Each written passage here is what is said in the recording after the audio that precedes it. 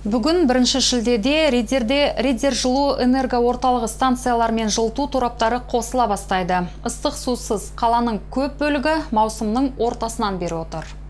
Жуықта жылу энерго орталығының басшылығы жылыту құрылғыларына қызмет көрсететін тұрғын үйлердің персоналына су жылытатын құрылғыларды жылу энергиясын қабылдауға дайындау туралы мәлімдеді. Сонымен қоса қосу кезінде кезекшілік ұйымдастыруды.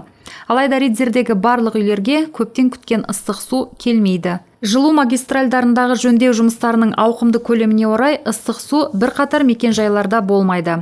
4-ші ықшам ауданындағы 36-шы үйіне Тәуелсіздік 18А, Уәлиханов 19 және 30, Әуезов 14 және 25, Орджоникидзе 9, 11, 13, 14, 16 және 17-дегі үйлерге төзімділік таныту керек.